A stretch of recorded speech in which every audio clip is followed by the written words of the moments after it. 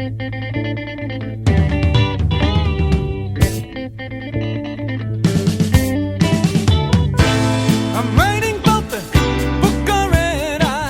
to the Rock's Back Pages podcast. I'm Barney Hoskins, and I'm in London with my colleague Jasper Mirison-Bowie. Hello, Barney. But without Mark Pringle, who got very happily married yesterday. So our congratulations again to Mr. Pringle. Joining us from France is our colleague and Mark's best man, Martin Collier. Hello, Martin. Hi, Barney. And joining us from New York City is this episode's special guest, Jonathan Gould. Welcome, Jonathan. Thank you so much. A pleasure to be here, Barney, Jasper, and Martin. Jonathan is the author of two highly acclaimed books, the first being about the Beatles in America, and the second a biography of the great Otis Redding. And he's about to publish his third gargantuan music tome, Burning Down the House, Talking Heads, and the New York Scene that Transformed Rock. So obviously we'll be talking about Talking Heads, and we'll also be hearing clips from audio interviews with Steve Cropper and Dunn, the Stax session men, who played on so many of Otis Redding's classic soul recordings. But Jonathan, let's start at the start of your musical life. You were born and raised in New York City. Can you remember the moment when you sold your soul to rock and roll? Well, it's a pretty common experience in the sense of, one prelude to the common experience. I went to a summer camp in Maine, Camp Wildwood. And as was typical in those days, this was a summer camp of white kids from New York City who were attended to by an all-black kitchen staff who lived in their own building and, prepared meals for these incredibly badly behaved sort of children who, stuffed themselves 3 times a day. And a friend of mine who I went to the camp with, he was my best friend, as a matter of fact, and a musician, went on to become a musician I wound up playing with a great deal. And I were initiated into the world of Ray Charles as a result of this experience. That is to say, we heard the What I Say album, and it had a profound effect on us. We were relatively young at that point. I was probably 12 years old, I guess, something like that. This would have been 61 or 62.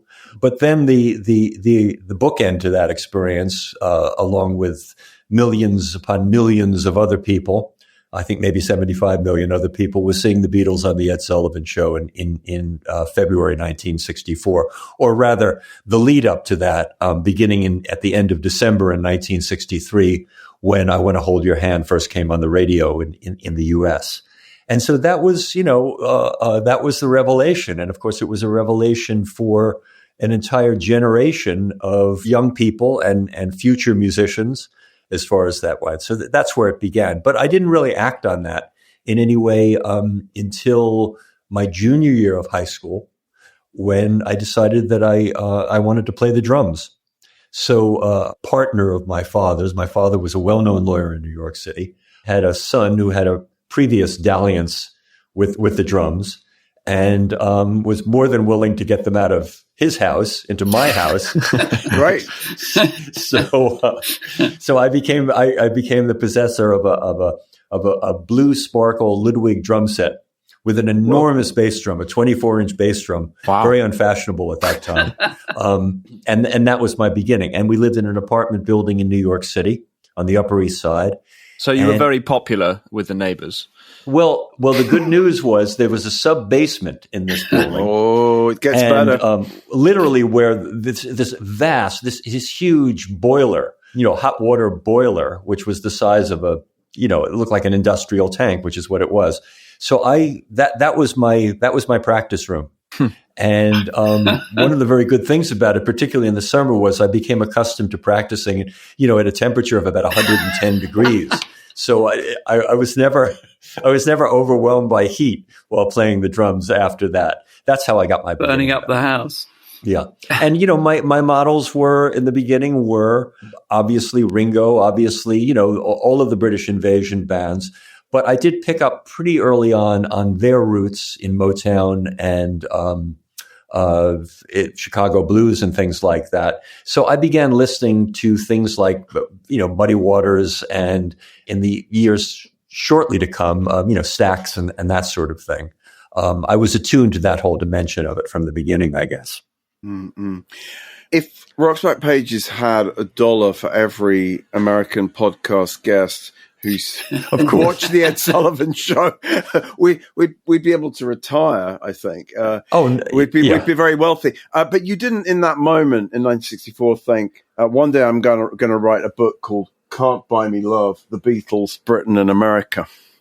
I did not. That thought, but it took you nearly that many years to research and write it, didn't it? Absolutely. Yes. I might have. Let's put it this way. I might as well have started then. Age 12 or something. Yeah. That's right. You continued obviously playing drums. Yes. I think at Cornell, where you studied cultural anthropology. Yeah, well, in a matter of speaking, I went to Cornell. I arrived there in the fall of 1969, and as I note in writing about Talking Heads later on, American universities were in a state of insurrection at that time on account of the Vietnam War.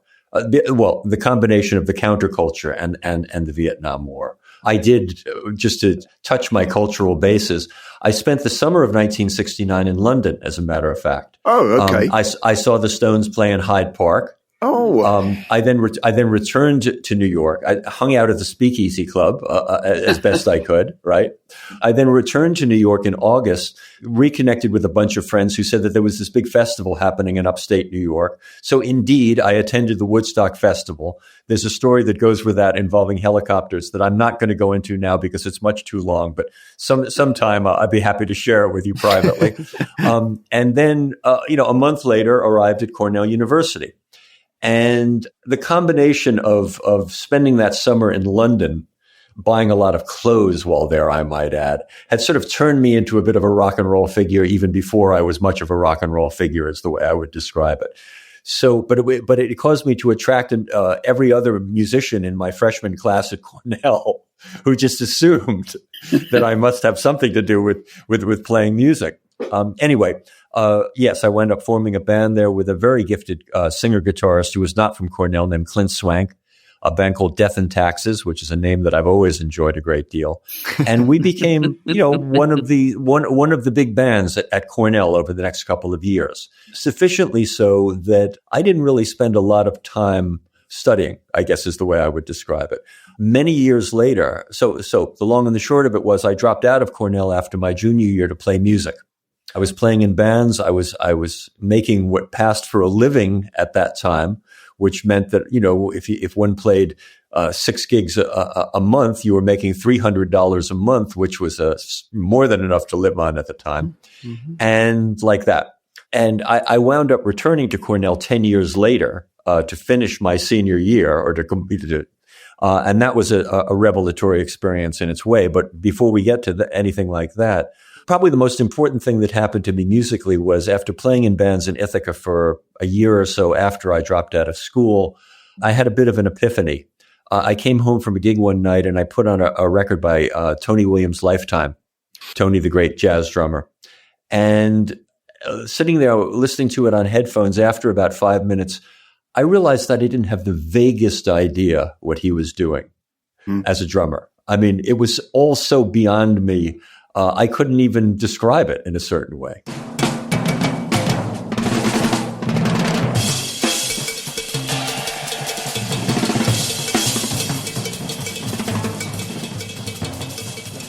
And that convinced me that there were perhaps certain gaps in my knowledge, possibly my technique as well. And being very literal about things, I knew a bit about Tony, but I wound up learning more. And I learned that Tony had studied with a drum teacher in Boston, where he grew up, named Alan Dawson, from the time he was 8 years old until the time he went with Miles Davis when he was about 16 or 17 years old.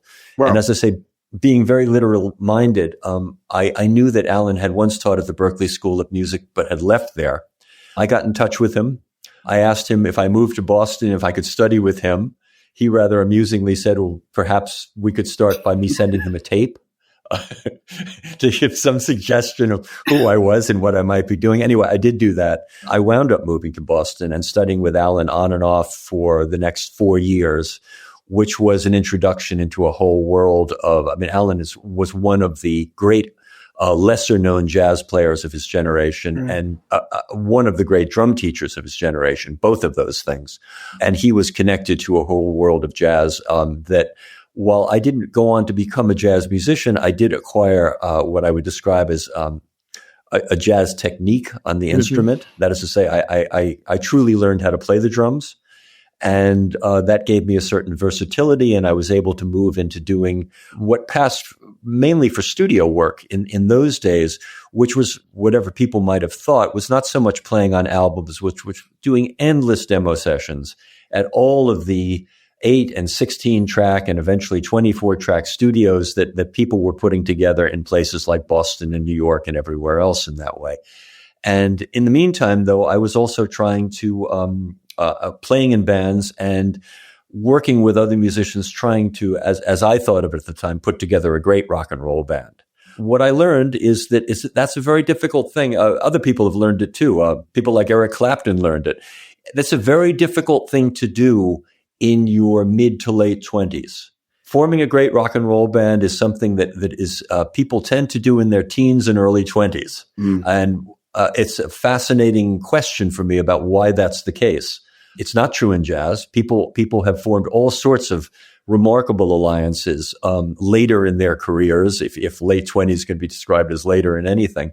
But in rock and roll, to a remarkable extent, when I look back on it, the history of it, the great bands seem to have involved bonds that were formed by people who were barely adults. And there might be something interesting about that. They came up together. They didn't merge with one another later on. So, and that was my experience in Boston. And also one thing about bands forming in their late teens is that they're the only musicians they know, possibly. And that's it's right. Not about how well people play their instruments. It's about some kind of symbiosis that happens. Exactly. Alchemically, really, not. Exactly. Which says a lot about what the institution of a rock group really is in that way. It's a different type of musical organization, I think, than the other types of small groups or large groups that we're all familiar with, whether they're jazz bands or jazz combos or string quartets or you name it in that way. Yeah, funny enough, Martin only yesterday in his best man speech, our colleague was telling us things that I didn't know about the formation of the group they had back in the 80s, Hot House. So it's very timely and relevant. And yes, clearly you both see this in the show. Now, I know that your musical work, your drumming and so forth took you at various points, or maybe it was at one long continuous point to Woodstock, New York, which is a place both Martin and I have thought a lot about, and we both, I lived there. Martin's been there. Tell us about by the time you got to Woodstock, Jonathan. Well, by the time I got to Woodstock, which was around 1980, on and off, it wasn't. I mean, it was in that period. Certainly, the bloom, if that's the right word for it, was off the rose. Dylan had long since left. The band had left. Some of them were drifting back at that time. There were still interesting musicians who lived there, but what was mainly there that wound up attracting me was I think there were 4 or possibly even 5 viable recording studios that were operating there. Woodstock had become sort of one of these destination recording resorts for a lot of people, led by the Bearsville studio, but there were a number of other very, very good studios, some of which are still there in some ways to this day. But that was, I happened, by that time I was together with and soon to be married to my ex-wife, who also grew up in New York City, but had terrible associations with New York. When I left Boston, I probably should have gone to New York. I mean, that would have been the normal progression of things. Mm-hmm. But she did not want to live there. And Woodstock seemed like a viable kind of intermediate point. I could still work in the city. It was 2 hours away from the city. I had plenty of places to stay in the city. And so we moved there. The initial impetus was I won't even describe it as a brush with fame because it barely came to that. But somebody in Grossman's office, the band, of course, had broken up more or less officially by then. I forget if Levon was. I think Levon probably was fully back by then, but I'm not that familiar with all of their movements in that way. I think they were all back, bar Robbie Robertson, who never really came back. I think they exactly resettled, having had their sort of fingers burned somewhat in Los Angeles. That's my sense. Anyway, somebody in Albert Grossman's office was trying to put together something behind Richard Manuel, a band behind Richard Manuel. And by that time, I had developed, and I don't mean this in a slavish sort of way, but I developed a pretty good imitation of Levon Helm as a drummer. Levon was a huge influence on me, as he was on every drummer of my generation in that way. I think people to this day don't understand how influential he was as far as that goes, and I won't go on about that. But among other things, I'd sort of, I did a good imitation of him in this sense. And it was on some demo record, some demo tape that I did, maybe for Rory Block or somebody like that somebody in the Bearsville operation heard this and thought, well, we'll get in touch with this fellow because he sounds a bit, I think, he sounds a bit like Levon, right? And so the prospect of working with someone, to me, of the magnitude of Richard Manuel, who was one of the great voices of his generation, as far as I'm concerned, was irresistible. It's the simplest way to describe it. And the other thing I'll say about that is, yes, I'm a drummer. I'm also a writer. To me, drumming is punctuation. And the thing that one is punctuating most often is the singing is in a song. That's your job as a drummer, or at least that's the way I conceived of it a great deal. So I've always been very attuned to singers. I've always been, so the prospect of this. Anyway, the long and the short of it is nothing really happened. I met Richard. We sort of got together, a loose assemblage of people, and a few of them I sort of remember, but it became clear to me, and I think this was clear to most people who encountered Richard at that period, that maybe the only circumstance in which he could function was musically, with the band. I mean, with his colleagues in the band. And that he wasn't in a position to run a band. He wasn't in a position to do all of the executive function that one might see. So nothing really ever came of it. I don't even think we ever recorded anything as far as that goes. We may have recorded a couple of sort of sporadic rehearsals, but it did get me to Woodstock. It got me sort of, I met a lot of people as a result of this.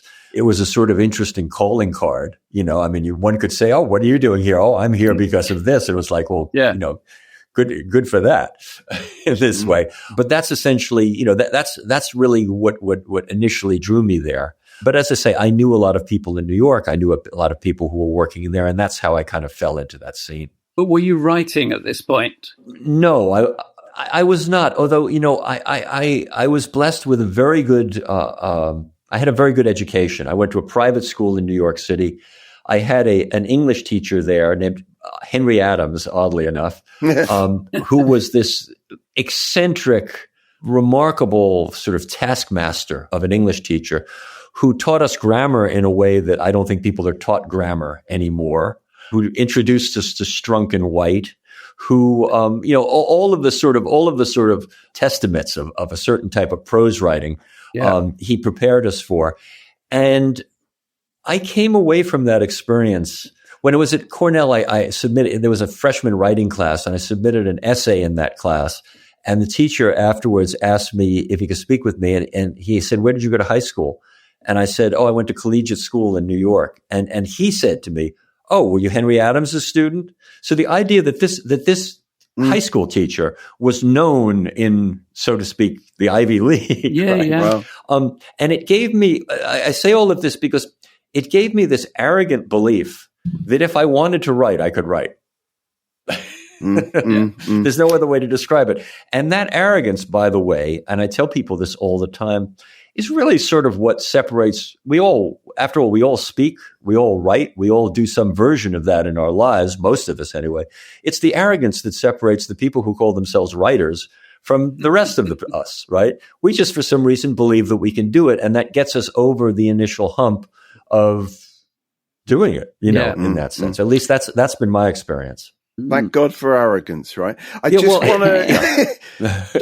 want to insert the fact that around the time your Talking Heads book is coming out, a biography of Richard Manuel. So I hear, and I'm dying to see it being published.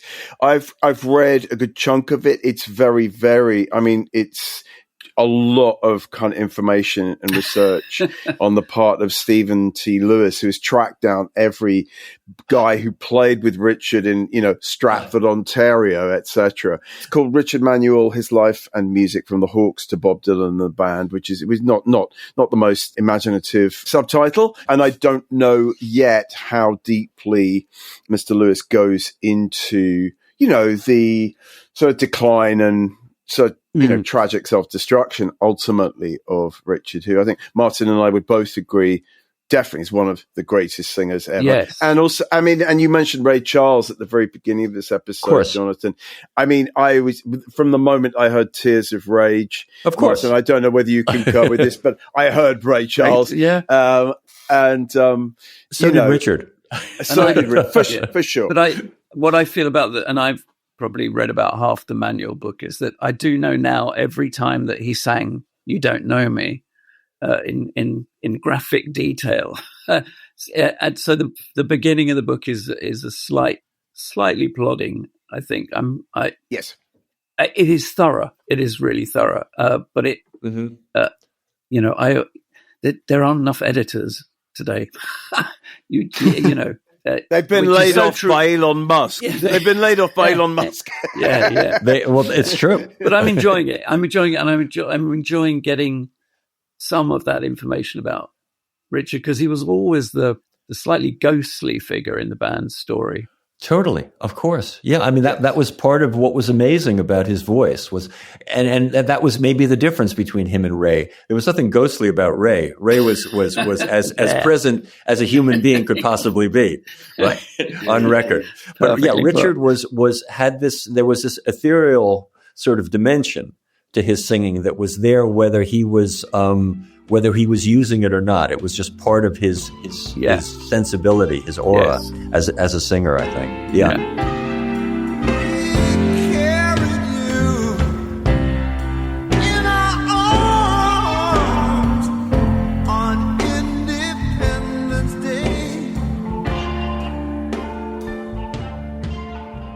I wanted to chuck in one other just little bit of minutiae about Woodstock. Before we get to Talking Heads, while I'm thinking about this, you mentioned something that somewhere in the back of my mind I knew, that at the Joyous Lake, which was a club that you would have patronized, I'm sure, absolutely, a number of times, Talking Heads supported Charles Mingus. It's mind-boggling, Joyous Lake.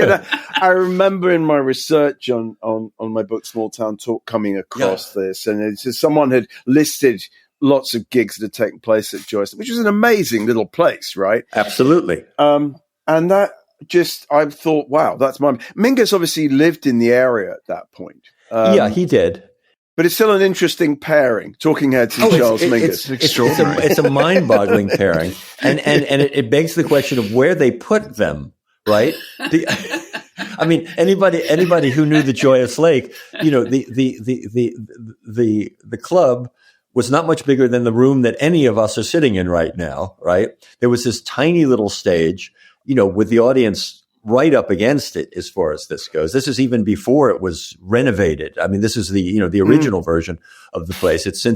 But anyway, and I don't know with Mingus's band, and I'm sure it wasn't his big band, but it was some assemblage of people, I don't know where you would even find room for a rock group, unless Chris played Danny Richmond's drums. I don't know. I always wondered that about when they released the It's Too Late to Stop Now volumes 2, 3, and 4 of Van Morrison and the Caledonian Soul Orchestra. One of those is recorded at the Troubadour. And it's like, yeah, I know. How? I think definitely a stripped down version of that orchestra.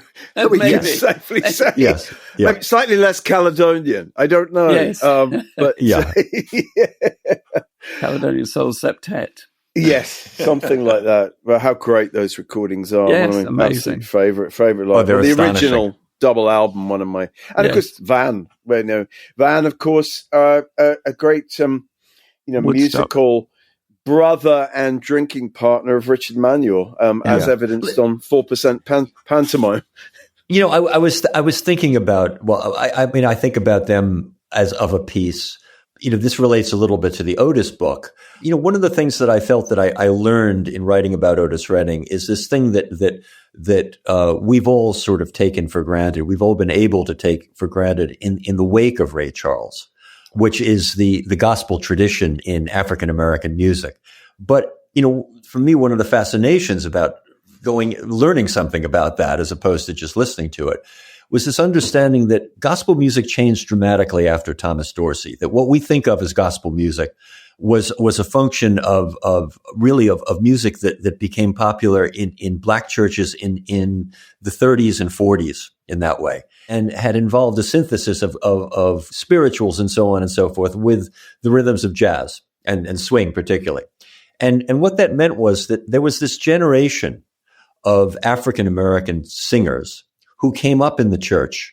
It's sort of is bookended by two geniuses. You have Ray Charles at one end and you have Stevie Wonder at the other end, as far as that goes, right? Two blind African American musical geniuses. And in between is, there they all are in this sense. And that apprenticeship in the black church of the 40s and 50s was an extraordinary musical experience. I mean, Malcolm Gladwell's thing about the 10,000 hours of practice, these kids all got that in their childhoods and adolescences. Yeah. And that's the reason that people like Otis at the age of, barely out of their teens could emerge as these fully formed singers in that way. Well, the analog to that is the generation of white musicians who grew up listening to that generation of black singers. And, Van, Richard, Steve Winwood. I mean, the list goes on and on and on and on. Lennon and McCartney, for that matter. I mean, what are we talking about here? That generation of white singers were the disciples of that generation of black singers. And I think that one of the things they picked up on was the distinctiveness that I associate with that, as I say, with that generation of African American singers, involving a lot of vocal techniques and vocal forms of expressions, which have since become completely institutionalized. And once something becomes institutionalized, it becomes much less possible to find a distinctive version of it. So that, you know what I'm saying? And I think absolutely. One of the explanations of what's happening in popular music now, and why it is that we don't seem to have these unique voices. We have great voices. In fact, there's no end of great voices. They're great singers all over the place. But these singers who are immediately recognizable, that you'd never confuse with anybody else, that seems to be less the case nowadays. And I think it's because we grew up with this historical phenomenon of the gospel generation and then the white generation that modeled themselves on that gospel generation. Anyway, that's my aside. That's today's music history lesson. That is very lovely. That's interesting though, because I think there's an element to which also now the pace of replication is faster, right? As soon as anyone, I'm thinking, for example, of someone like Billie Eilish, who I do think has quite a unique vocal sound, the way she sings, of course. But immediately, as soon as she became popular, you had this raft of imitators that all were trying to replicate that, and it just happens so fast that it becomes difficult to remember the originality that it was imbued with at the beginning. Exactly right. Yeah, clearly the same thing happened with Amy Winehouse 10, 15 years ago. What I say, all right. Well, tell me what I say, yeah. Tell me what I say right now. Tell me what I say. Tell me what I say right now.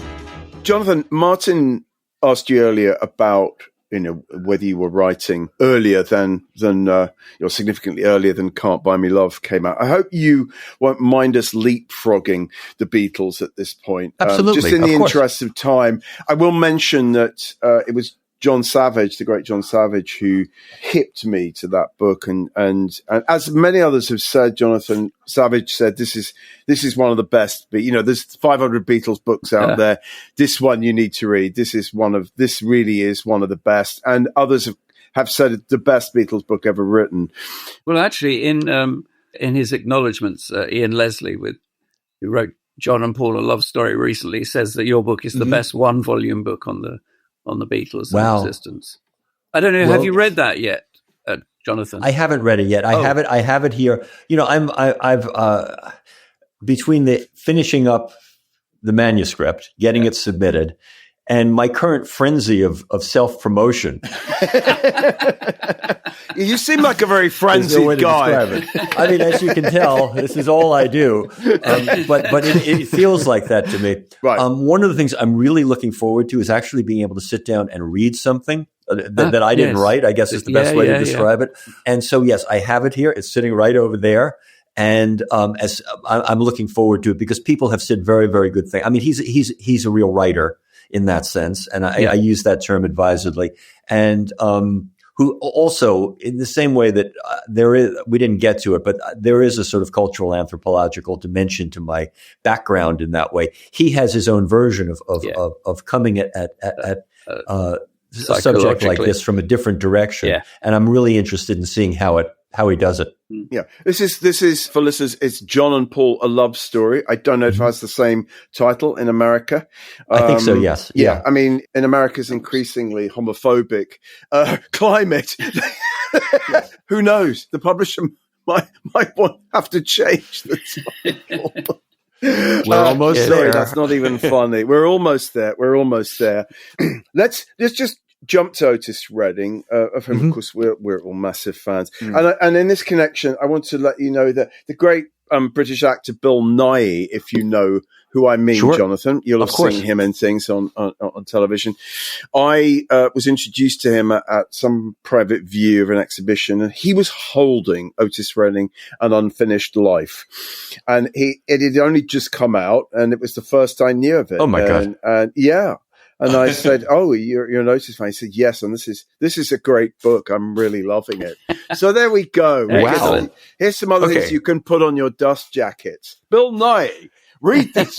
Read this book. Yeah, but it does bring us to the week's new audio interview, which pertains to Otis and to Stax. Embarrassingly, it's me on the phone to Duck Dunn. We have 3 clips, and the first 2 are with Donald Duck Dunn, the great bass player, and the last is with Steve Cropper. And I was writing a piece about Booker T and the MGs for Mojo, and I talked to all of them, apart from, of course, the great drummer Al Jackson Jr. So, Jasper, if you would kindly play the first, and this is Duck talking about the uniqueness of Booker T and the MGs sound, both within that group and on the sessions, the countless sessions they played at Stax Studios.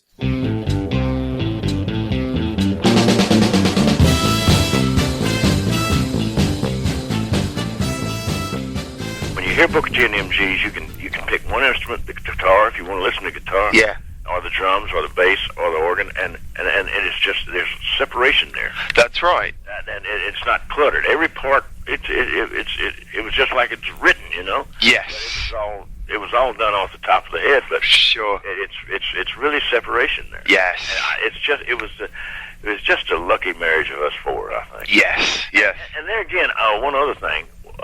On some of those Stax records, where some of that sound, I think, came from Steve and I doubling the bass line, you know. Right. And there wasn't too many people, there wasn't a guitar doubling the bass line. No.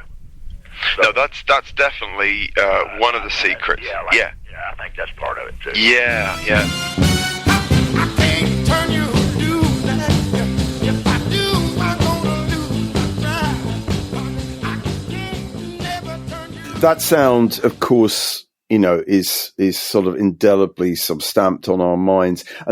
A question I asked him on the phone pertained to the fact that this was an integrated group from the South at a time when integration was a pretty novel concept and quite a difficult concept for a lot of white Southerners. So I asked Duck if Booker T and the MGs had ever had any problems like touring, particularly in the South, and this is what he said.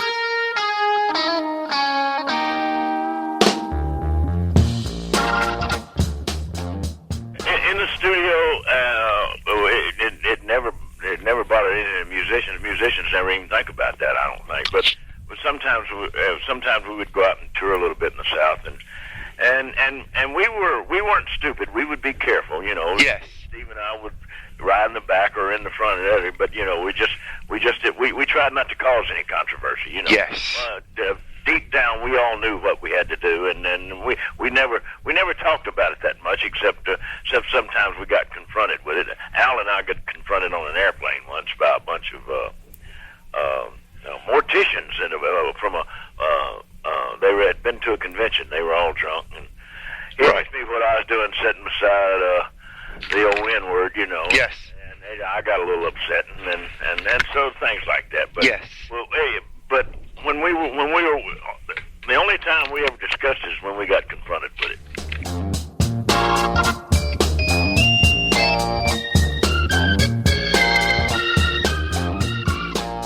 I love the fact that it was a bunch of drunken morticians. I'm going to use the word peckerwood. Drunken peckerwood morticians. Jonathan, when you were researching and writing the Otis book, how many stories like that did you come up against?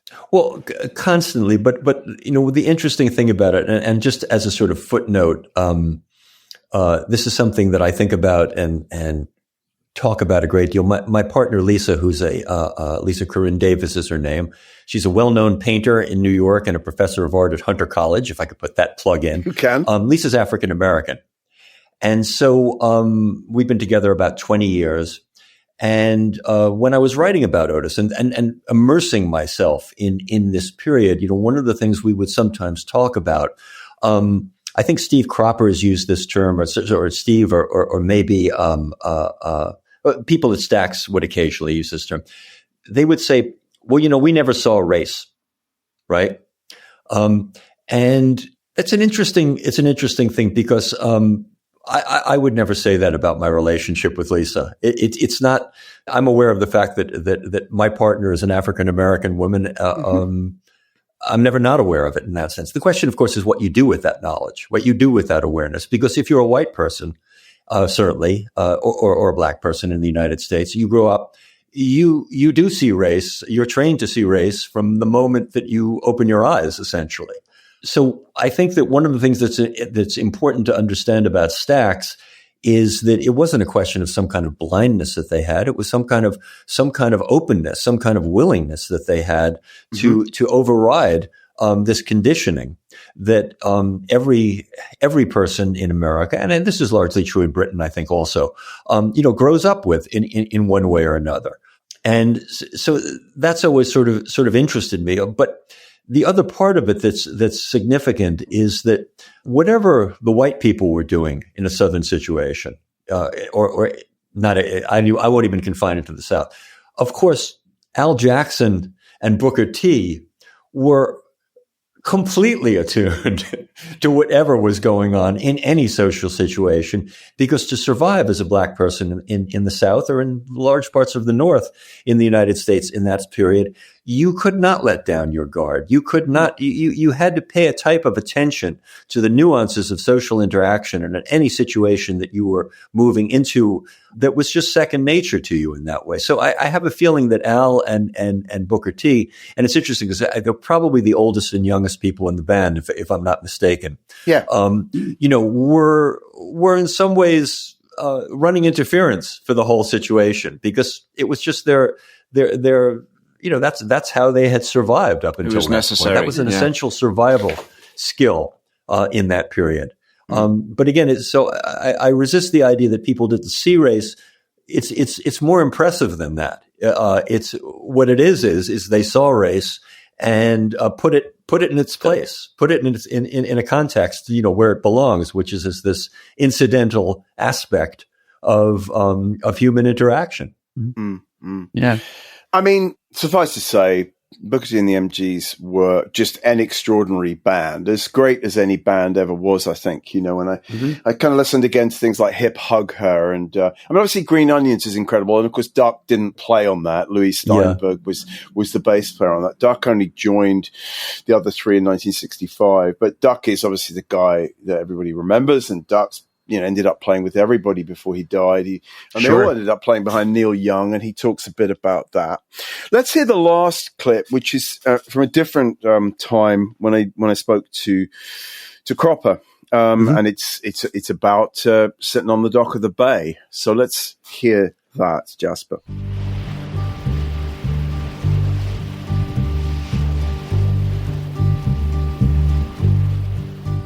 But was there a feeling of like, we're going somewhere new with this and this? Absolutely. Where into the unknown. I can tell you, you hear all of these stories, and I can tell you that absolutely we looked at each other and said, we finally got one. Right. Because we had tried for so long to break over a certain hump with Otis. Right. Where we had done really good in Europe. We just could not get over that pop hump.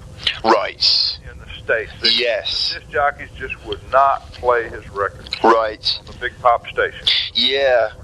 Yeah, I'm looking at the Billboard Top 40 now, and I see that, They would play Aretha's Can't Turn You Loose, but they wouldn't play Otis. No. Just something that he was just closer in their mind to the ethnic thing. Yes. And they didn't want to do that. No. Sitting in the morning sun, I'll be sitting when the evening comes, watching the ships roll in, and then I'll watch them roll away.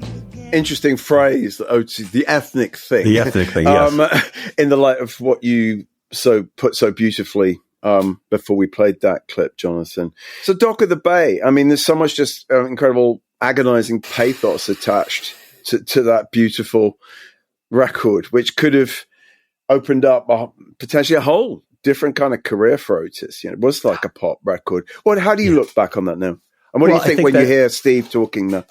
Well, I think, I'm impressed that they knew, because they were right, among other things. I don't think Otis's death had anything particular to do. I mean, it always helps. Nor did Steve. He really objected that when anybody said to him, I agree. Well, of course, it was the number one because Otis died. And, he was convinced that it would have been like a big pop hit anyway. Otis wasn't a big enough star in the pop firmament for it to have had that kind of effect in that, if you know what I mean, for his death to have had that kind of effect. I think it's great. It's lovely to think of the two of them who had spent so much time sitting across from one another with guitars in their hands, or not, as the case may be, sort of writing these songs, thinking this is it, this is going to do it. And then I can't imagine what it was like for Steve to then have it be the one in the aftermath of Otis's death. I mean, that's just heartbreaking on so many different levels. And, I'll say this about Steve. I didn't wind up, my relationship with Steve was a lot like my relationship with David Byrne. We corresponded during the whole writing of the book, and with a lot of, we're going to get to this. Well, I'll do the blah, blah, and it never happened. Okay. But I don't think it was that critical in that sense, because I think from every interview I have heard of Steve talking about his relationship with Otis, he says almost exactly the same things. Yes. And what's happening there is, I think it's still somehow unbearable for him to really engage with all of this on a level.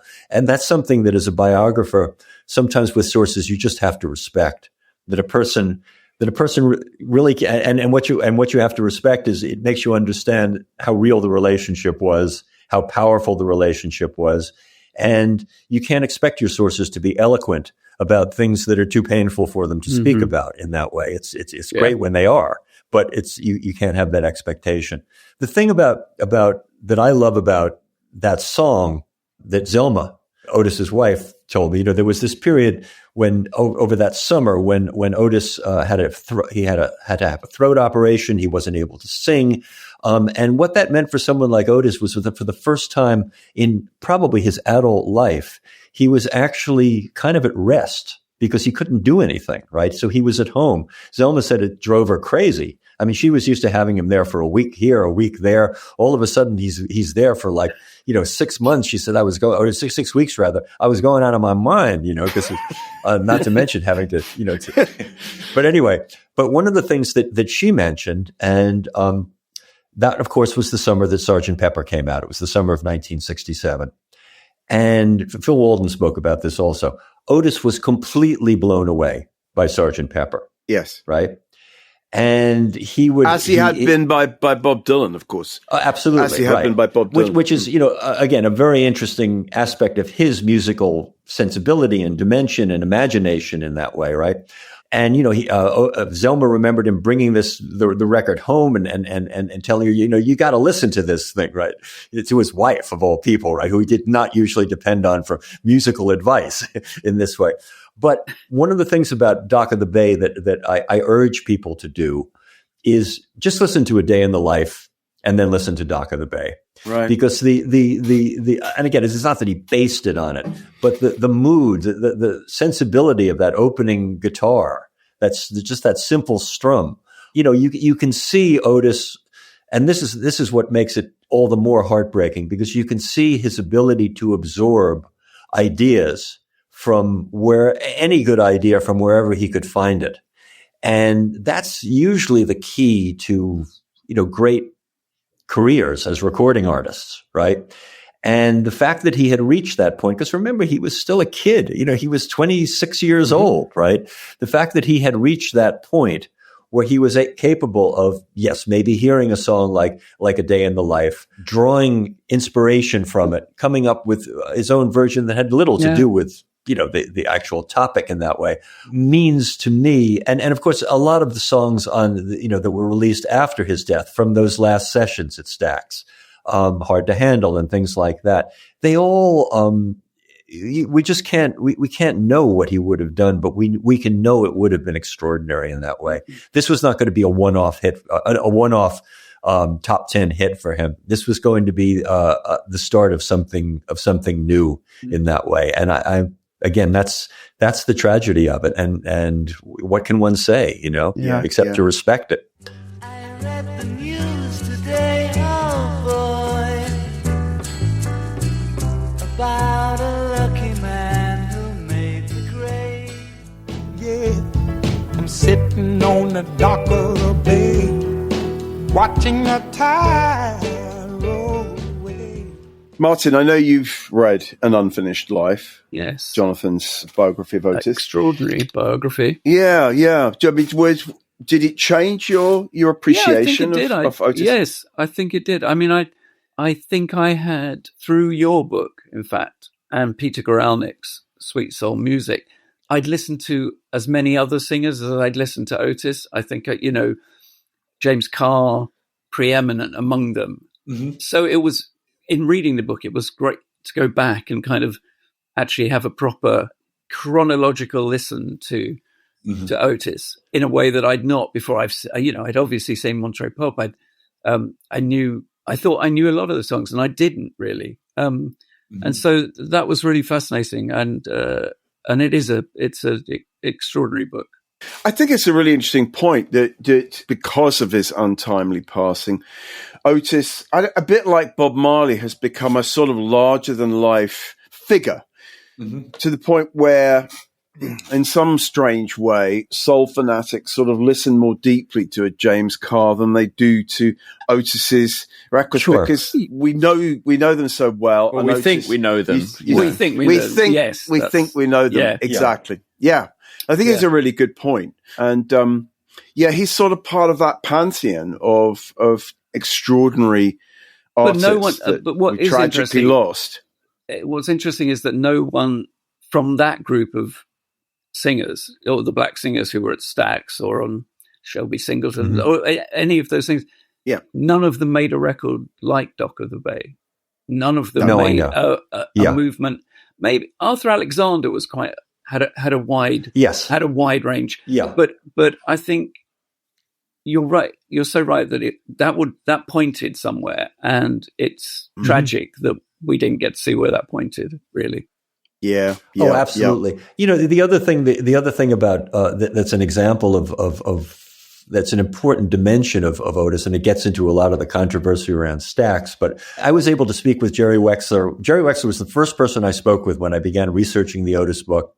He initially told me that he didn't want to speak with me.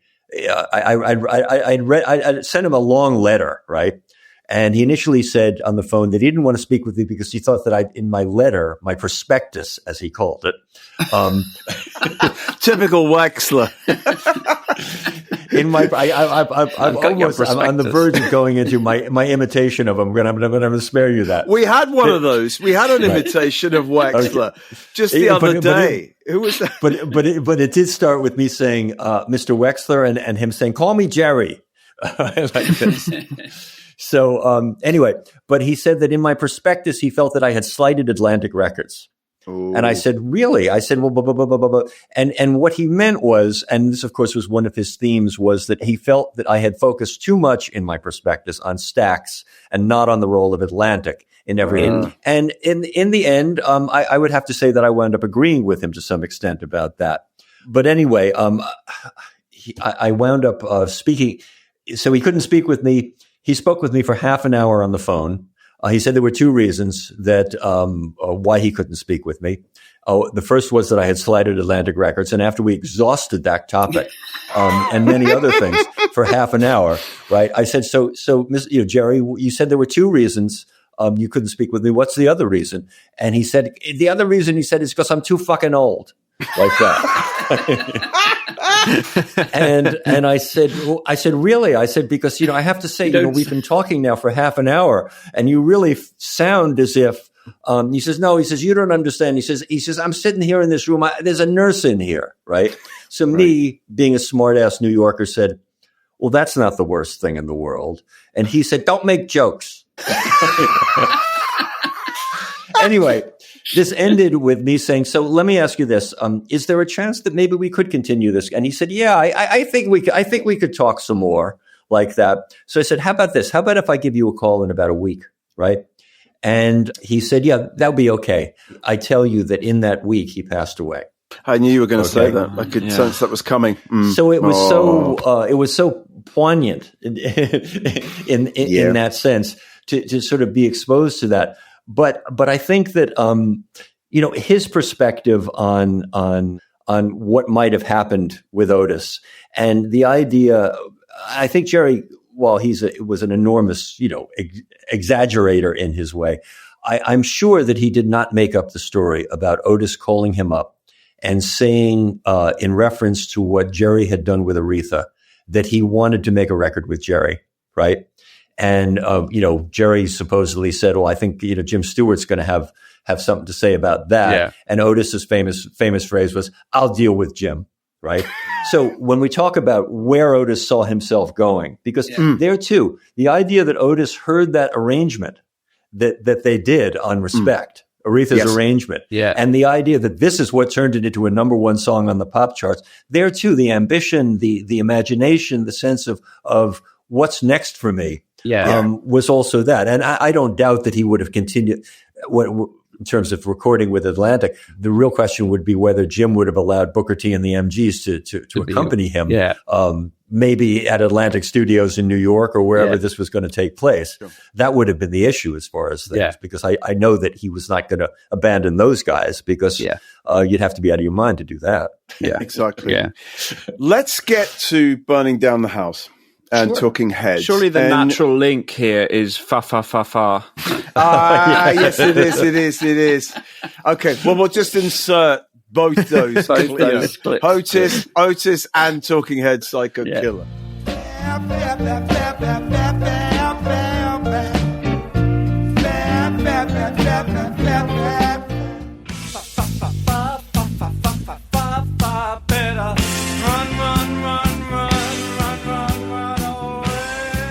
When did you start thinking about writing a book about Talking Heads? Pretty much after I finished with Otis. I thought, what am I going to do next? And there were a number of concerns.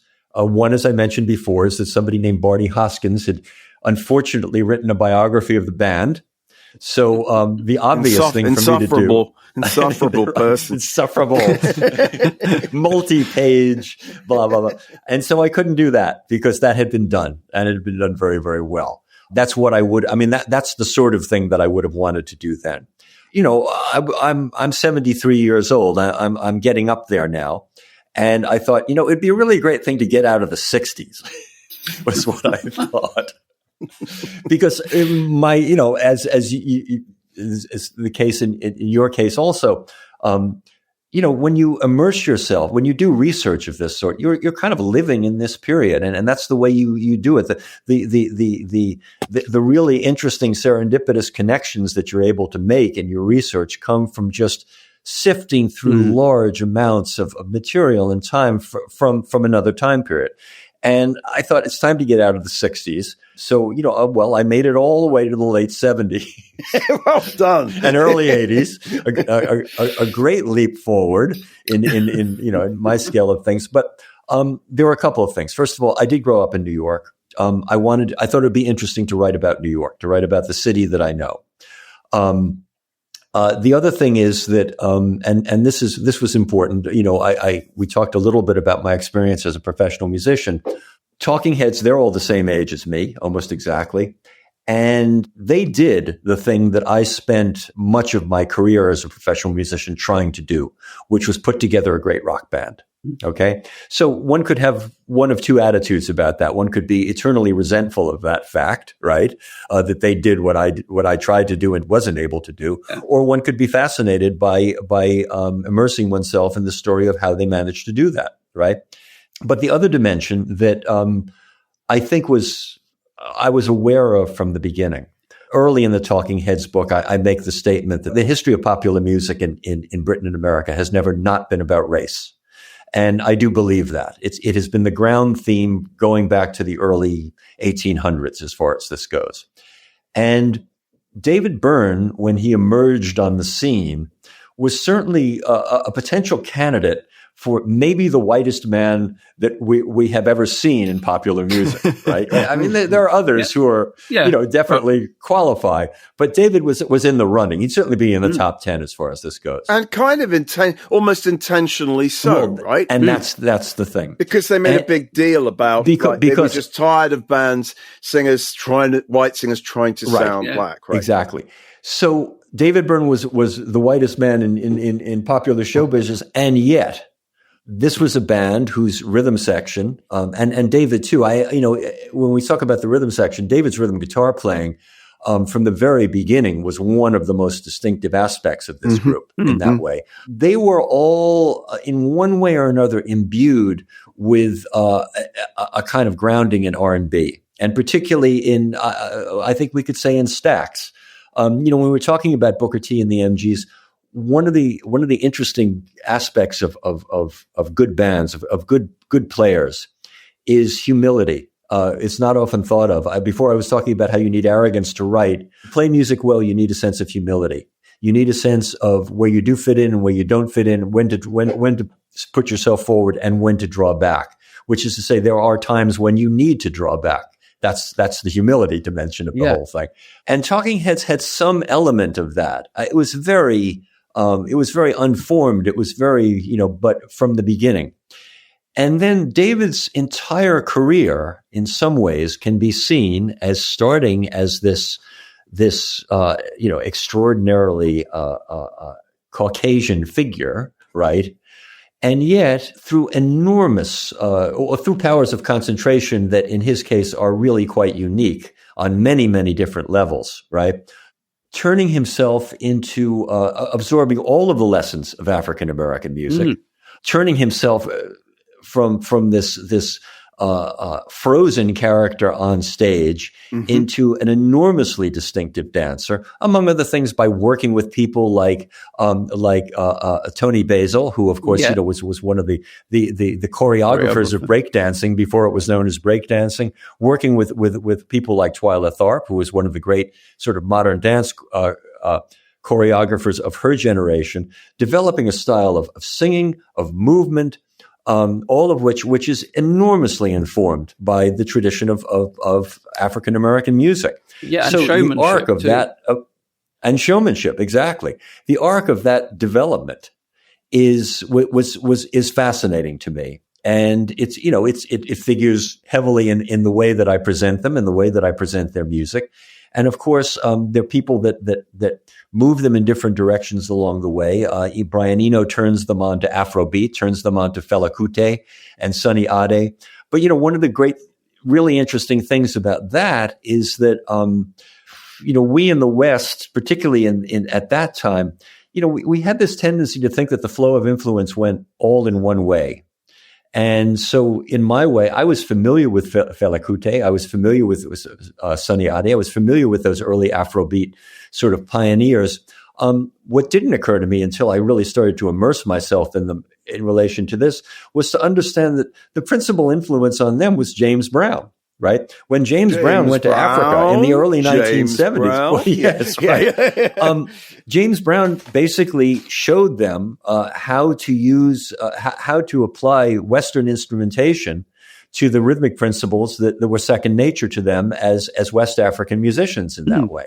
And so, the influence is constantly swimming back and forth, I guess is a good way to describe it. And that I found very fascinating. So, when the Heads, for example, around the time of Fear of Music and a big way with Remain in Light and Speaking in Tongues, began to adopt some of the principles of Afropop, well, maybe Chris Franz and Tina Weymouth, one of them famously said, well, I didn't read those books about African drumming, this sort of thing, right?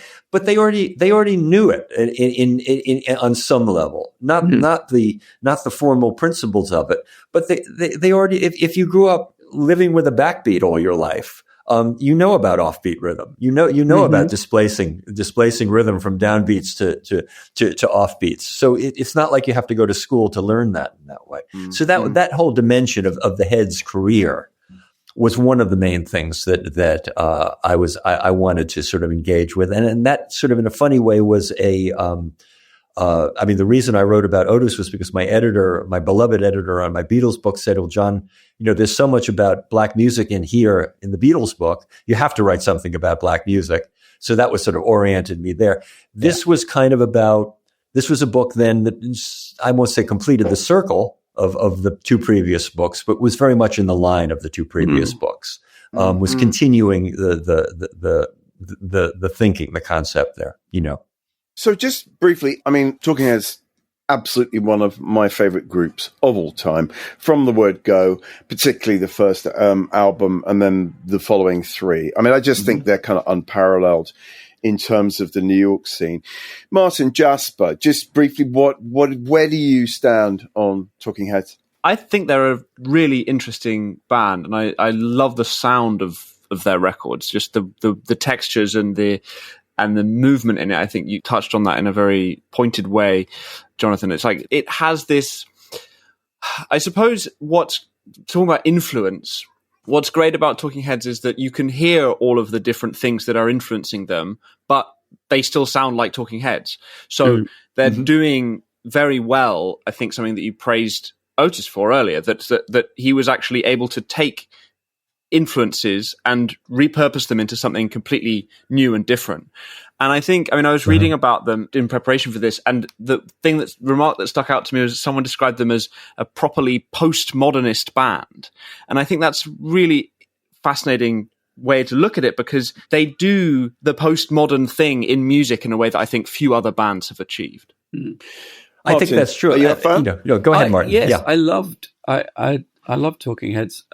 Never funny. I kind of admired them more than I think my era of music was, the time when you're really invested. I think I was invested a little earlier in other things. But what I always found really great was that, you were talking earlier about it, how musicians get together and how they work together. And I love the fact that Tina Weymouth became this really interesting bass player. So interesting. From a standing start, from not really, it's that kind of thing where they like in many band stories where it's like someone gets to play the bass because no one else wants to play it. They all want to be guitarists or singers or drummers. And so a lot of my impression of Talking Heads is kind of filtered through Tina Weymouth. It's an odd thing, but I love her bass playing.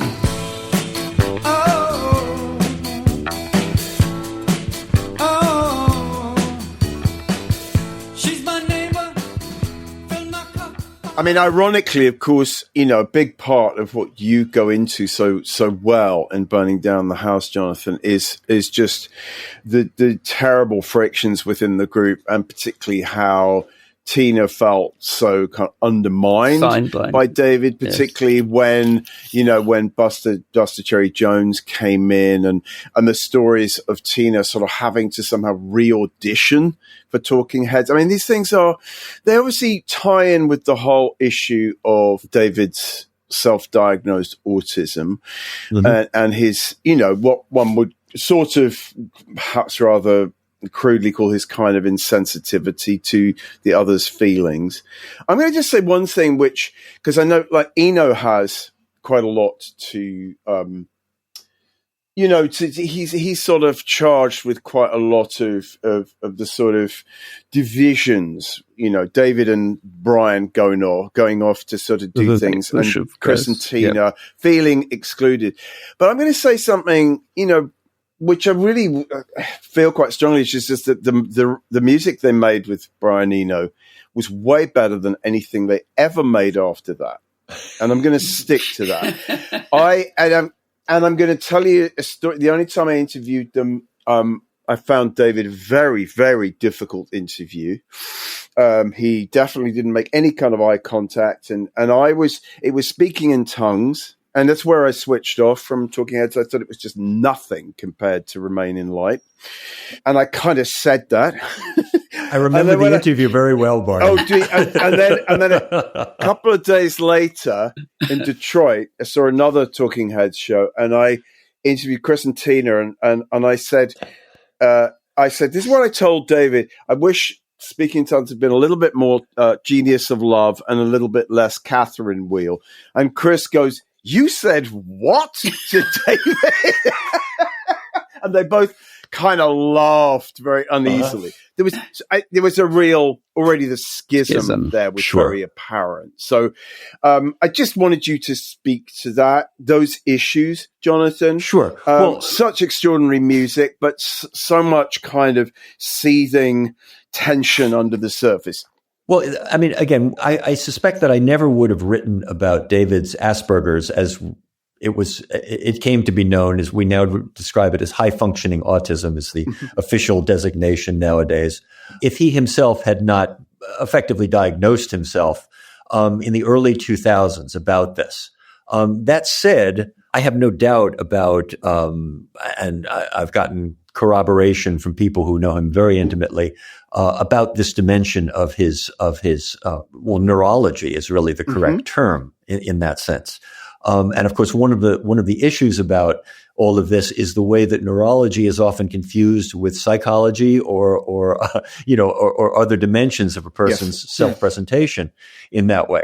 But I became very fascinated by this. And yes, this is the first book that's been written that talks about David's Asperger's, and I'll use that term, as a function of his creative, of his aesthetic sensibility.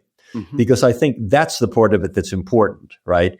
The other part of it relating to his relationships within the band is important also, but it would not be worth dwelling on in any sense. And I do, almost from the time I introduce him in the book, talk about this aspect of him. Mm-hmm. Of course, the thing that's very complicated about this is there was no such thing as Asperger's or high functioning autism in the time that Talking Heads was together. This was all an awareness on the part of people that came into focus really in the 1990s, so on and so forth. Hans Asperger died in 1980. His work was only translated into English and only became known in the Western psychiatric community in those years. And even then, it took some time. So many people who now identify as having Asperger's or as being high functioning autistics grew up with no idea of what this was. What they did grow up with, though, was what I will describe as the struggle that almost all high functioning autistic people describe of living in the world, in a world whose parameters have been largely defined by what we call sort of neurotypical people, like maybe ourselves, right? Yes, of course. In that sense. I think the thing that's kind of affecting and kind of heartbreaking about Talking Heads is that so much of the tension, particularly between Tina and David, was based on the withdrawn nature of David's personality, his infuriating inability to engage in the sort of in the sort of creative camaraderie that most rock groups, I would say, take for granted. Mm-hmm. I mean, if you're rehearsing a song and somebody plays something wonderful in it at the end of that song, you say, Tina, that was a fabulous bass line, or I loved what you were doing there. David didn't engage in that that's the most sort of rudimental type of as I say, musical camaraderie that bands engage in as a matter of course for the most part. He didn't do it not because he didn't feel it. He didn't do it because this was just not part of his whole sort of way of engaging with the world. And people on the spectrum, which is the other way we refer to this, and the only thing I'll say about that is I know that 10 years from now, we confidently refer to high-functioning autistic people as being on the spectrum. 10 years from now, we'll be well aware of the fact there are many spectrums. We are perhaps all on some spectrum. Well, we're all on the spectrum, right? Because we're all on the spectrum. All forms of behavior shade or shade into normality at various points, right? But anyway, I think that what I've wanted to emphasize in the book is what a struggle it is for people on the spectrum to live in the world of the neurotypical world. But the other side of that is, and this goes back a little bit to what I was saying about Booker T and Al Jackson in the context of being black men in the South. Because of that difficulty, many people on the spectrum develop extraordinary powers of concentration and observation because they are paying attention to things on a level. They have to pay attention to things on a level that the rest of us, frankly, take for granted. Mm-hmm. And many of David's sort of, his amazing work ethic, his amazing focus, his, all of these things that anybody who's ever had anything to do with him in a creative context has come away sort of startled by. Including Brian Eno, by the way, who has similar powers of concentration, I think. Or Brian would not say that. Brian would say that he's a bit of a dilettante, but that's his own, that's his own sort of version of himself. Attempt at self-deprecation, right? In this way, these are some of the advantages or these are some of the virtues of this kind of neurodiversity. And the other thing about it, and one of my guides to this was a writer named Tim Page, who's a Pulitzer Prize-winning music critic for the Washington Post. We have him on Rock's Back Pages, Jonathan. Tim is he's a marvelous writer. Great guy. Tim is Wonderful. One of these people who discovered in adulthood that he had grown up with Asperger's. And when he discovered it, it involved his son actually. son's therapist calling him into a session and saying that perhaps the son, they would have been discussing the possibility that he might have Asperger's, and Tim saying, "What's that?" And the therapist describing it, and Tim saying, "Is there something that I could read about that?" And the therapist directing him to some book of learned essays on this. And Tim getting about 50 pages into this book and thinking not about his son, but about himself. Well, this explains everything, right? In that sense. And he then went on to write this marvelous memoir called Parallel Play, which is a metaphor that I use in relation to David's relationship to the other Talking Heads, about his sense of growing up with Asperger's and of being in this state of together with, but sort of in parallel play with the rest of humanity. And that's kind of the feeling in that way. Yes. But there are enormous creative possibilities that are opened up by this. And those are the things, as it relates to my writing about Talking Heads, that I'm interested in. It's the reason I enter it, and the fact that I emphasize it in the way that I do, and the fact that it was also at the core of so much of the tension in the band, only makes it that much more. I'm not going to say tragic, but affecting. That because David could not be another way. No, David did not have the adaptability, although he came a very, very long way. I mean, after all, he started out as this poster child for neurotic repression. And yes. the figure on stage in Stop Making Sense is not that. Yes. You know. Well, that's beautifully put, and I think his whatever we term it, whatever we call it, I mean it's a vital part of what makes Talking Heads so unique, I think. Yes. And particularly on those first four albums, this congruence of David's persona and his extraordinary lyrics, neurotic repression, Chris and Tina's just very kind of funk-based rhythm, and then what Eno did with the sounds they were making, the way he tweaked and shaped and treated the sound on More Songs About Building for Food, which comes out in an expanded edition. Rhino is sticking out this month. That's what I hear. CDs, that just was announced today. And then Fear of Music takes it into another dimension, and Remain in Light, obviously just one of the most extraordinary sort of fusions of musics that I've ever heard in my life. I mean, once in a lifetime. I think Chris Gow said this is the greatest song Byrne will ever write. Yes, he did. And it probably is the greatest piece of music he's ever been associated with. Yes. And one of the greatest pieces of music ever made by human beings, I think. It's just kind of off the scale. And you may find yourself behind the wheel of a large automobile.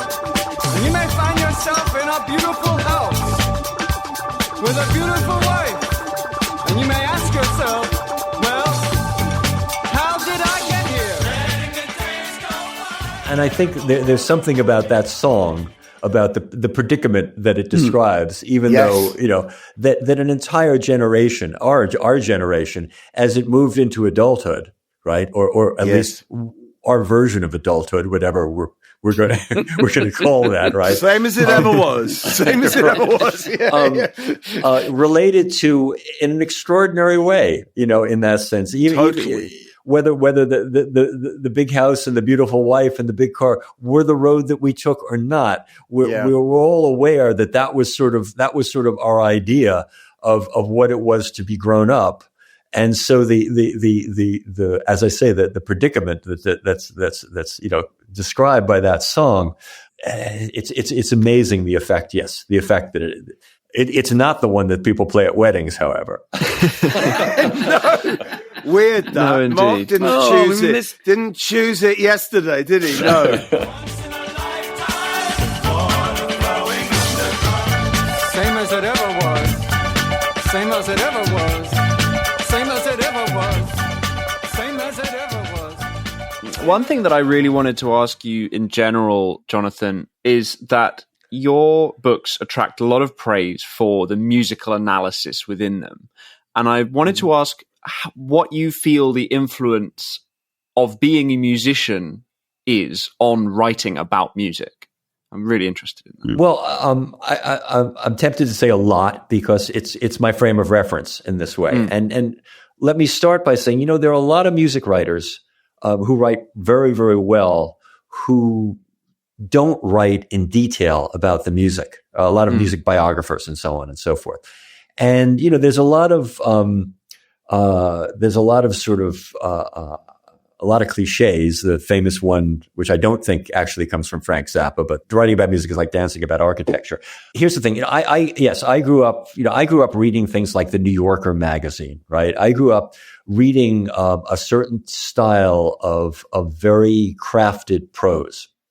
And one of the principles of that is that writing is hard, but that you can write about anything. You just have to put the effort in. It's not easy to write about abstract art either, but people do it, and some people do it very well. So from the beginning, I would say the first thing that I wanted to do as a writer, starting with the Beatles, having read Philip Norman and having read, that Norman was sort of the standard, and Hunter Davies, right, who really don't talk about the music at all. I thought, I want to write about the music, right? And it wasn't until I sort of delved into that I realized that in terms of my sensibility, I couldn't really write about the music without taking into account the cultural and social context that the music was tied to.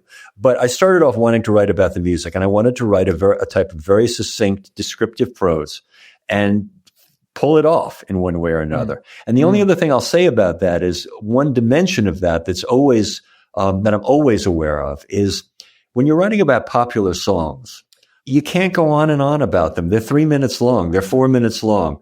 You got a couple of paragraphs. Whatever you're going to do, you got to do it in a couple of paragraphs. Maybe once in a while you can extend it a bit, but whatever description you're going to make, it has to happen in some way or another in keeping with the tempo and rhythm of what you're writing about, which is usually pretty quick.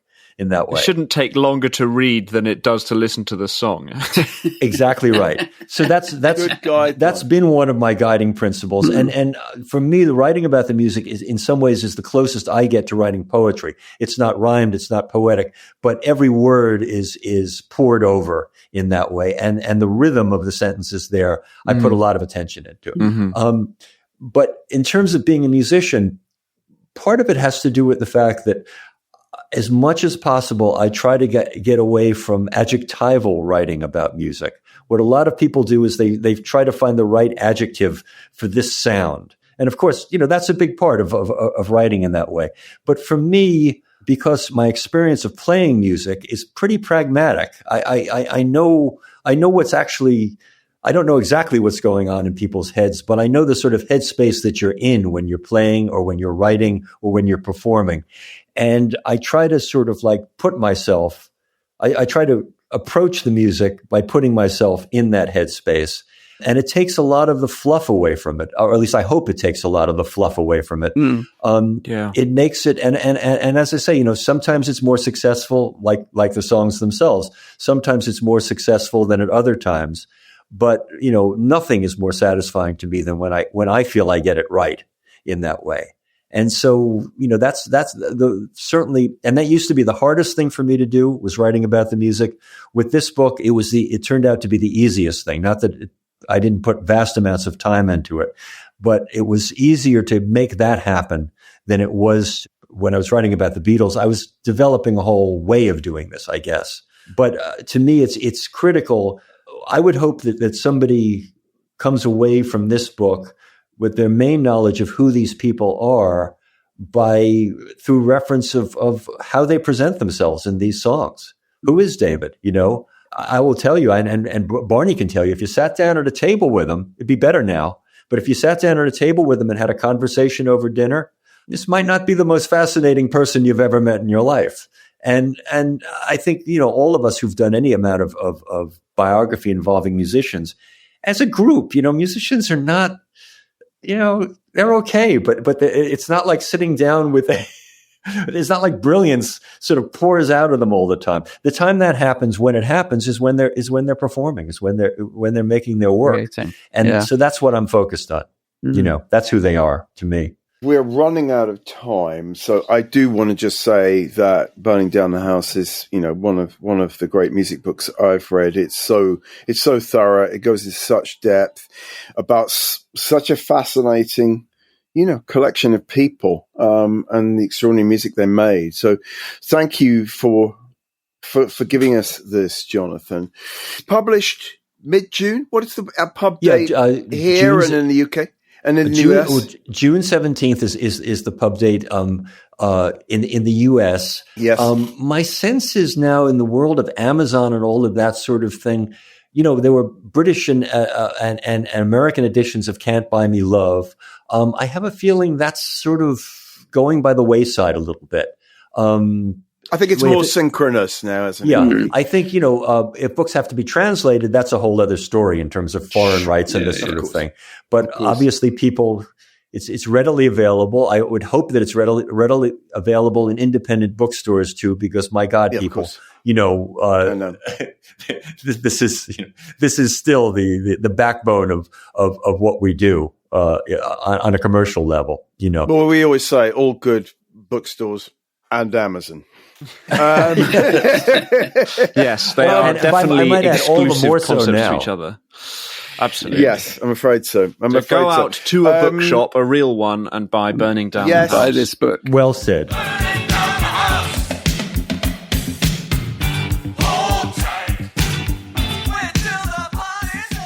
We're just going to finish by mentioning two people we've lost in the last week. One will not be known to that many of our listeners, or probably to you, Jonathan. Barry McElhenney was a legend in publishing of music magazines. He started at Melody Maker. He became the editor of Smash Hits in 1986. He launched Empire in 1989.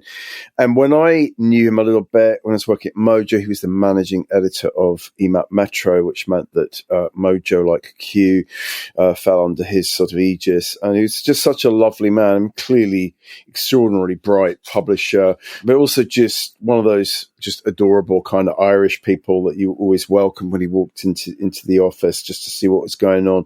And I think a lot of people, have expressed, it was a very sudden loss. He was 65. So we're going to say goodbye to Barry McElhenney. And then, less than 36 hours ago, we heard that Rick Derringer had died, and I'm sure that's a name that does mean something to you, Jonathan. He was part of the McCoys, who were kind of Burt Burns' sort of teen idol band. Yeah. Hang On Sloopy is a record that most people will know. It was a very Burt Burns record, but it was white teens. I think Ricky, as he was then, Ricky Derringer was only 17, I think, when Hang On Sloopy came out. It's an epic one-hit wonder. Yeah. It's a fantastic. It's so powerful. He then, of course, became part of not only the Johnny Winter band, but the Edgar Winter's White Trash band as well. And then had some solo success and particularly with Rock and Roll Hoochie Coo, which is just one of my all-time favorite records. And the All American Boy album from 1973. So we're running Glenn O'Brien's interview with him from Rolling Stone in that year. He also played as a session guitarist. He played on numerous records, including he was one of Steely Dan's many guitar players. The school of Becker and Fagan. Definitely. Let's see what Ricky could do with this track. Have you, Jonathan, any thoughts on Rick Derringer apart from loving Hang On Sloopy? No, just except that actually I used to see him hanging out at Steve Paul's Scene all the time. Yes, of course. Well, he was part of the Blue Sky stable. Right. No, except that this is the type of career that these people who they surface, they disappear, they surface, they disappear, this sort of thing. But this is the backbone of the music business in that way. Yeah. And there was this period in the early 70s, and of course, in some ways, punk was a reaction to this. But when everybody started to get good, everybody had been doing it for a while, right? And there were excesses. I mean, some people got kind of too good, right, and reached the point where they could bore the hell out of all of us with their playing. But it's true. I mean, that was that was right. You're too good. Get lost. Get lost. Right. Scram. But Rick was one of those people who started out as a kid with a guitar, right?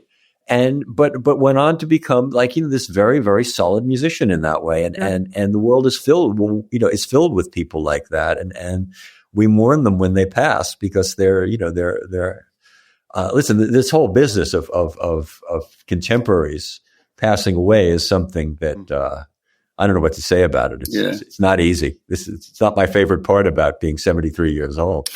Well, for sure. There is a coda to this, which is that Rick Derringer is one of that club of 60s, 70s rock stars who became rather Trumpian in old age. So I'm just going to mention that he converted to evangelical Christianity in 1997. Nothing wrong with that per se, but when it goes hand in hand with sort of advocating for, loosening of gun control and appearing on InfoWars when Hulk Hogan adopted Rick's song Real American as his theme song, and Rick is on happy to have that play. Yeah, that's an unfortunate way to block Barney, your copybook.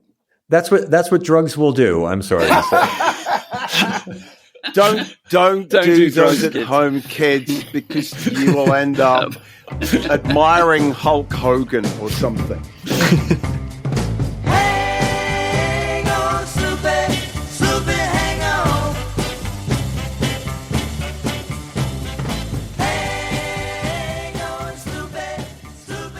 Jasper, I think we have run out of time. Yes, I will mention only one thing. I'll mention one piece because I think it's a nice bookend to an episode where I feel, thank you, Jonathan, that I've gained a deeper understanding of all of the things we've talked about. It's been really fascinating. So I'm going to mention an article about rock's most misunderstood songs.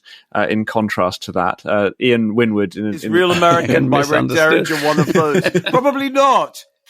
It's titled From YMCA to Born in the USA, Rock's Most Misunderstood Songs. Ian Winwood in the Daily Telegraph, 7th of December, 2024.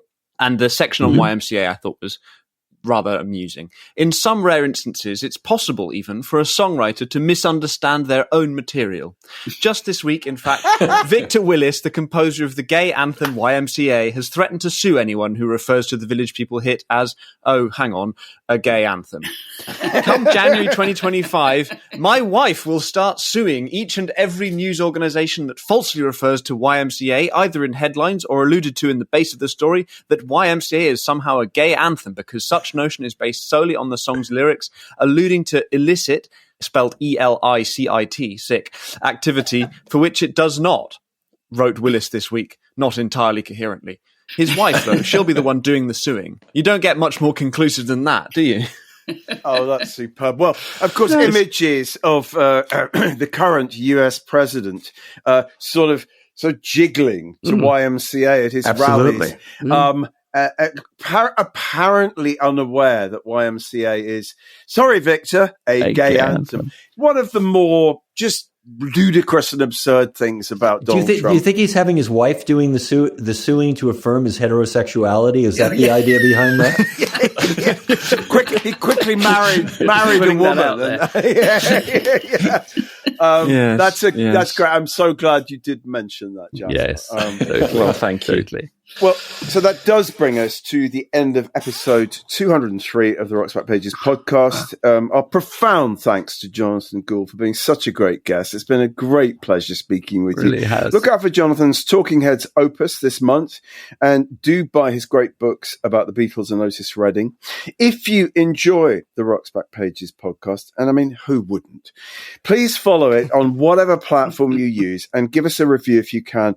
Please also visit Rock's Back Pages itself. You can see all the articles that we've made free for a week about Talking Heads, also about Richard Manuel, also pieces by the great Mary Harron. Check to see if your local library or academic institution subscribes to RBP. And if not, please suggest they take a free trial of the world's largest archive of music journalism. We will be back in a fortnight, but in the meantime, it's farewell and adieu from me, from Martin, from Jasper and Jonathan. So Good night. all together now, Jonathan, in very imperfect harmony. See if you can join. We're just going to sing goodbye. My God.